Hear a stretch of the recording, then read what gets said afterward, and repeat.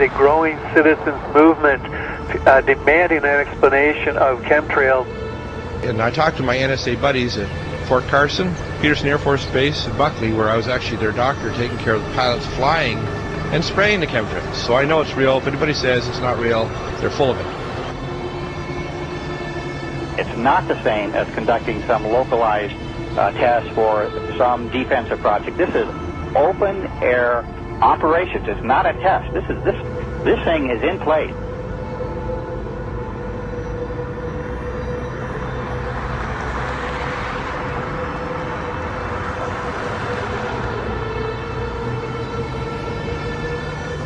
It didn't start till about 1996. Exactly. And, growing up my whole life, a condensation trail disappeared, the 20 seconds, a minute, 2 minutes. And now it can be in the summer at like 4,000 feet, and there's these big clouds behind jets. Some jets leave it behind, leave a trail behind them. Other jets at the same flight level, same altitude don't. And, instead of just getting into are they spraying us or what's changed in the jet fuel or what's changed in the atmosphere, there are tens of thousands of declassified admissions under different programs where different Pentagon programs, different agencies of the government have tested chemical, biological, and radiological agents on the American people. Talking about this a few years ago was extremely dangerous. Now that we have YouTube and more social networking devices, such as even Rupert's MySpace, this is really getting out in such a way that they can't control it. They must just be really, if you could use the expression, shitting themselves over this, because they can't control people now talking about the elephant in the room, what is so obvious to all of us. There's a feeling from that area that the state doing all of these weather modification programs might not be doing it for the benefit of the citizens of Texas and other states that they may impact as well. Well, many of the planes that we're seeing here in Abilene will actually turn whatever they're spraying on and off right before our eyes. I mean, you'll see a plane up there flying like normal, and then all of a sudden it starts spraying. We've seen them fly off into the distance and then loop around and fly back again.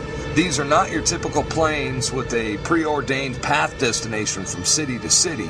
Someone needs to explain to me why do they stop traveling in one particular direction and then loop around and come back again. They perform this behavior so many times that we start seeing the tic-tac-toe grids in the sky. We're witnessing the giant X's. And I mean, Rosalind, when you and I grew up, these contrails naturally dissipated in a few seconds or perhaps a minute max. But these things expand, they grow bigger, and before you know it, the entire sky is overcast. That's correct. And they are there all day. They do loop the loop around our county and our state. We follow them at times with spotters in different areas, watching the planes loop, come back around. And we know from the FAA records that the jets from commercial airlines fly in straight lines. And coming across our county, there aren't many, and they stay mostly in certain patterns. The jets that we see leaving the persistent jet contrails move in directions that normal jets wouldn't fly because it would use too much fuel and put them off schedule. And the jets that we see here do loops. We've got pictures of them looping the same X's and crosshatches. But I believe that some of that, not only are they looking for keeping something in the air almost all the time, but we feel that some of the markings are to mark the start and stop areas for their programs so that they can watch their experiments either from satellite or the ground.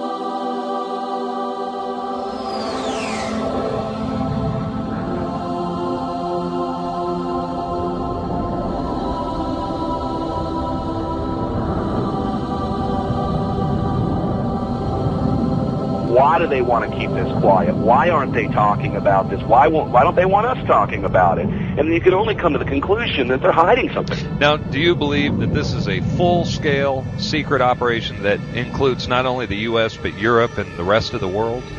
Well, that's apparent because you can see the pictures from all over the world, and I get them constantly. Some areas are worse than others. The excuse for this is, number one, weather modification, number two, to save us from global warming, and number three, to save us from the terrorists. A lot of these programs, of which there are many patterns and which has been designated as wake vortex simulation carried out by NASA Langley Research Center, many of these operations and the patents go on to explain how if there is a biological attack by terrorists at some point, that these exercises and practices will, in a sense, save us with the spider webbery that comes down from the aerosol spraying, potentially gathering the chemical mass spray that could be sprayed on any given population. The problem with that is the terrorists don't have the means to deliver this. They don't have the access to deliver this over the American populace per se.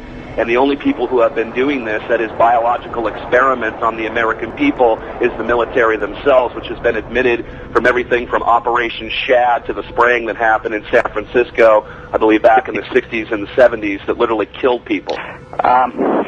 Again, I may not be able to ascribe intent, but what I can say is that it is expected that there will be increased mortality as well as the potential of a huge host of unknown pathogens that we are subject to, and this is not based on speculation. There's a whole arena of biological research that we haven't even begun to touch on. Could a strange substance found by a Southwest Arkansas man be part of a government found in our sample? At a community in San Bernardino Mountains has a real mystery on its hands. The official explanation here is that jet contrails are causing strange lines in the sky. What effects barium has on the body. Short-term exposure can lead to anything from stomach to chest pains.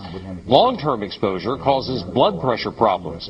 Ryan addressed concerns by chemtrail researchers that barium could be meant to wear down a person's immune system. You're talking about dominating our air supply without the human consent in a way that is difficult for many of us certainly to conceive, and certainly many of us refuse to accept it even in the light of sufficient and overwhelming evidence.